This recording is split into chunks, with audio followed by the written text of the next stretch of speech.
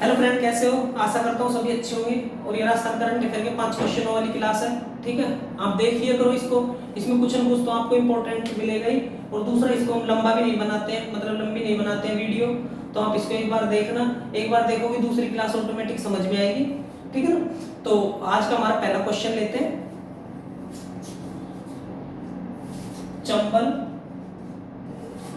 जल प्रवाह पर होगी स्काडा प्रणाली, ठीक है ना। चंबल जल प्रवाह क्षेत्र पर होगी अब स्काडा प्रणाली।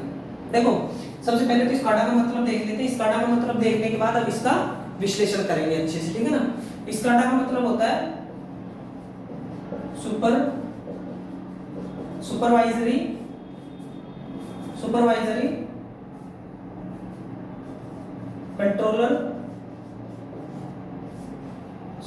कंट्रोलर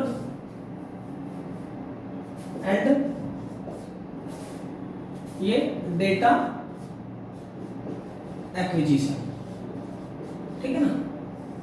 ये इसकी फुल फॉर्म है, ये स्काडा की फुल फॉर्म है, ठीक है। अब इसको हिंदी में क्या बोलेंगे वो भी लिख लो आप। अगर आपसे मतलब स्काडा का हिंदी में पूछ लिया, हिंदी में नहीं पूछ लिया, तो आप लिखना है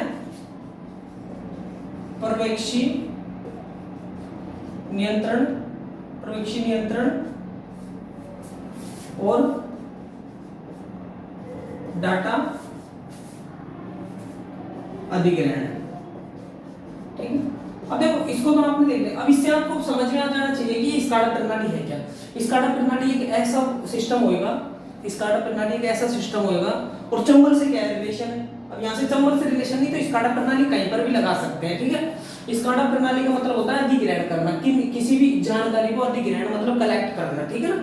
तो अब ये जो चंबल है ना, अब ये चंबल क्षेत्र है, इसका मैं आपको बताऊंगा अभी आगे। पहले इसका मीनिंग जान लेते हैं। तो चंबल क्षेत्र में स्काडा प्रणाली लागू की गई है। और स्काडा प्रणाली से क्या होगा, जो भी इसके उपकरण जुड़े होंगे ना चंबल से रिलेटेड, तो उनके सारे डाटा एक जगह पे चले जाएंगे। और उनसे क्या होगा कि इस पर निगरानी रहेगी, ठीक है। चंबल नदी पर, समझ में आया? चंबल नदी पर इसकी निगरानी रहेगी और स्काडा अपना काम करेगा आराम से, ठीक है ना। अब इसको हम देखते हैं, इसको तो मिटाता हूं मैं, ठीक है। अब देखते हैं इसका ये सिस्टम क्या है, क्यों लगाया गया है, क्या है इसका। इसका मीनिंग देख लेते हैं पहले, फिर देखो स्काडा प्रणाली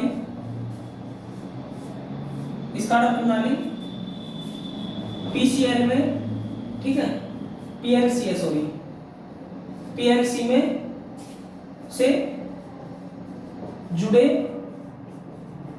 सारे उपकरण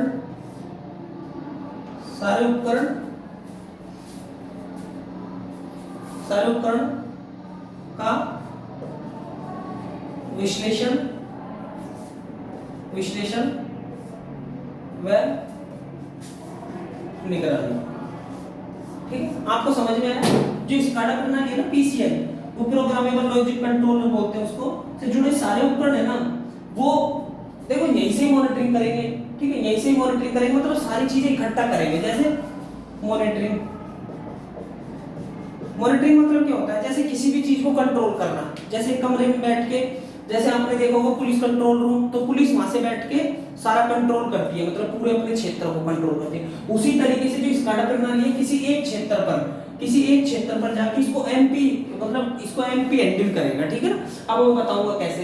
तो वो सारे मॉनिटरिंग कौन करेगा? एमपी करेगा, ठीक है। अब ये इसमें क्या क्या होगा, देखो, एक तो जल प्रवाह की गति, ठीक है, और एक इसका स्तर, ठीक है, एक इसका तापमान, ठीक है, एक इसका दाब, ठीक है, एक इसका क्षेत्र जो भी एरिया है। तो उन सारी चीजों को ये इकट्ठा करेंगे, ठीक है। कि जैसे मान लेते हैं स्तर बढ़ गया, मान लेते हैं बैठे बैठे यहाँ पर स्तर बढ़ गया, तो इनको पानी जैसे ज्यादा छोड़ना होगा, ज्यादा इनको कम करना होगा। जो भी कंट्रोल है वो उनका पता कहां से चल जाएगा? स्काडा प्रणाली से, ठीक है। स्काडा प्रणाली से एक चीज ये होगी कि जो भी विवाद चल रहे हैं अपने चंबल में एमपी और राजस्थान को लेकर, वो विवाद सारे खत्म हो जाएंगे, दैट्स क्लियर, आपको समझ में आया होगा। मतलब कि एमपी और राजस्थान विवाद खत्म हो जाएंगे, ठीक है। अब मैं आपको बताऊंगा ये विवाद क्या है, क्यों है, कैसे नहीं है। तो ये तो आपको समझ में आ गया कि मॉनिटरिंग सिस्टम है, क्यों लगाया गया, स्काडा प्रणाली क्या है। सबसे पहले आपको स्काडा प्रणाली पता होना चाहिए। स्काडा प्रणाली वो प्रणाली है जहां से सारी चीजें मॉनिटरिंग होती हैं, जिनमें हमने नदी ली है, कौन सी नदी, चंबल नदी। चंबल नदी पर स्काडा लगी है तो जल प्रवाह हो गया, गति हो गई, स्तर हो गया, तापमान, दाब और क्षेत्र उसका जो, ठीक है, कितना पानी है, कितना वो यूज ले रहे हैं, कितना, मतलब बेईमानी नहीं होगी किसी भी तरह की और विवाद नहीं होगी, ठीक है। अब हम देखते हैं, इसको मैं मिटाता हूं, अब देखते हैं हम आगे थोड़ा सा, ठीक है। ये तो हुई स्काडा प्रणाली। अब स्काडा प्रणाली की जरूरत क्यों पड़ी, अब ये देखते हैं थोड़ा सा। देखो चंबल नदी है ना, वो वैसे तो देखो एमपी, राजस्थान और यूपी, ये तीनों में बहती है, ठीक है, ये तीनों में प्रवाहित होती है। लेकिन क्या होता है, देखो एमपी के जनपाव पहाड़ी महू से निकलकर, ठीक है, निकलकर ये राजस्थान में प्रवेश करती है, राजस्थान में प्रवेश। अब देखो इसको थोड़ा ध्यान से देखना है, ठीक है। एमपी से निकली, मऊ डिस्ट्रिक्ट से, और ये कहां पर, राजस्थान में प्रवेश करती है। जैसे राजस्थान में आपको पता है, देखो ऐसे करके, ऐसे करके, ठीक है, ऐसे करके, ऐसे राजस्थान, ठीक है। अब देखो यहां तो हो गया अपना बांसवाड़ा, ये हो गया डूंगरपुर, लेकिन यहाँ पे चित्तौड़गढ़ है, तो ऐसे निकल, ऐसे जाती है, ठीक है, ऐसे चली जाती है। तो सबसे पहले कहां पर एंट्री करती है, वो चंबल नदी प्रवेश करती है चित्तौड़गढ़ में, ठीक है। चित्तौड़गढ़ में प्रवेश करती हुई ये राजस्थान के 5 जिलों में, राजस्थान के 6 जिलों में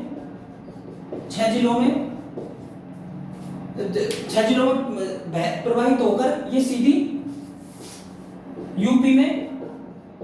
यूपी इटावा में, यमुना में मिल जाती है, ठीक है। समझ गए मेरी बात को। ये एमपी के मऊ डिस्ट्रिक्ट से निकली है, राजस्थान के 6 जिलों में होकर प्रवाहित हुई है और सीधी यूपी में इटावा में, यूपी इटावा में, यमुना में मिल जाती है, ठीक है ना। अब देखो आगे ये हो गया। अब राजस्थान की वो लिख लो तुम, ठीक है, इसकी खूबी लिख लो एक चंबल नदी की। देखो टोटल 1024 किलोमीटर प्रवाहित होती है टोटल, ठीक है ना। ये एमपी और राजस्थान की सीमा का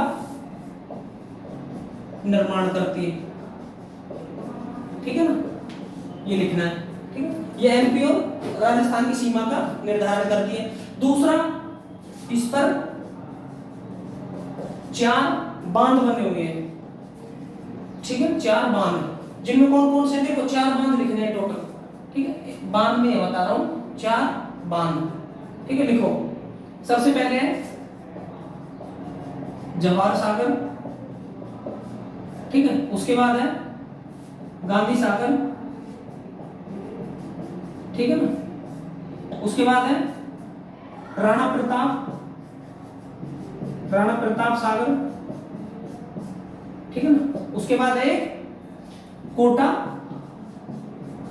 बैराज, ठीक है ना। ये है चंबल के बांध, ठीक है भैया, ठीक है बच्चों, ये समझ में आ गया ना।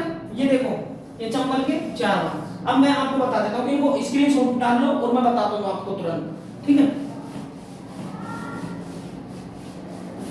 देखो ये जैसे ही एमपी से निकली, एमपी से निकलते ही एमपी के कुछ डिस्ट्रिक्ट है, जैसे वो क्या नाम है, मुरैना हो गया, ठीक है। तो ये कई डिस्ट्रिक्ट है, उनमें से निकलकर ये सीधी राजस्थान में प्रवेश करती है। राजस्थान में चित्तौड़गढ़ में प्रवेश करने के बाद यह एक जलप्रपात का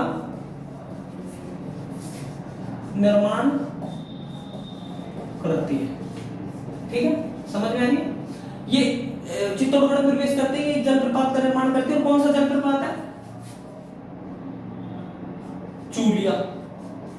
वो कहां पर है? भैंसरोडगढ़। और भैंसरोडगढ़ कहां है? चित्तौड़। ठीक है, अब ये राजस्थान का सबसे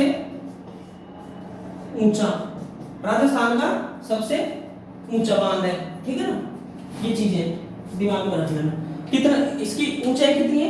इसकी ऊंचाई है 18 मीटर। ठीक है, इसकी ऊंचाई कितनी है? 18 मीटर। ठीक है, 18 मीटर ये जाने के बाद, मतलब ये यहाँ पर बनाने के बाद ये सीधा कहां चली जाएगी? सीधी कोटा। ठीक है, कोटा। और कोटा शहर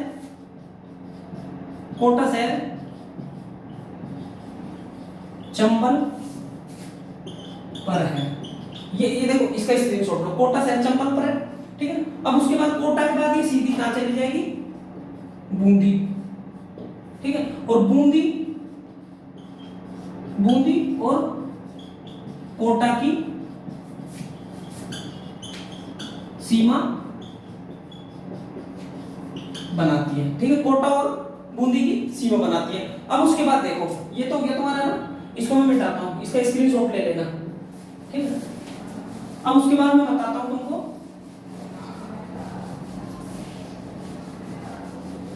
इसके बाद देखो, कोटा के बाद सीधी बूंदी के बाद सवाई माधोपुर। ठीक है, सवाई माधोपुर। और सवाई माधोपुर के बाद करौली और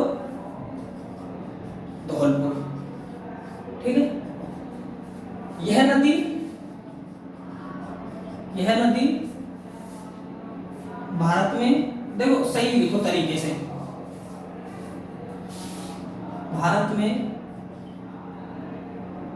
की एकमात्र लिख लो, नहीं, भारत में अवनलिका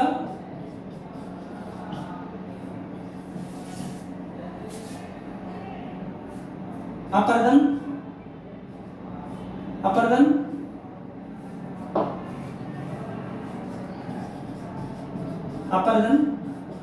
करने वाली नदी।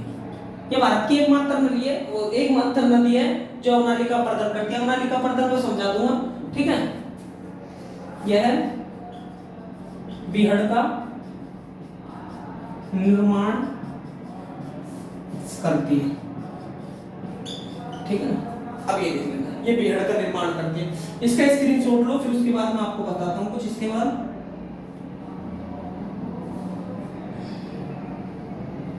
ठीक है,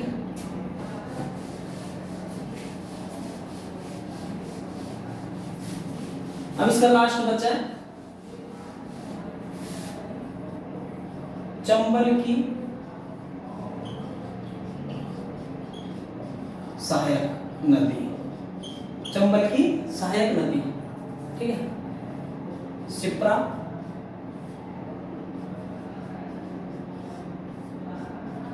काली सिंह, ठीक है, एक सिंध,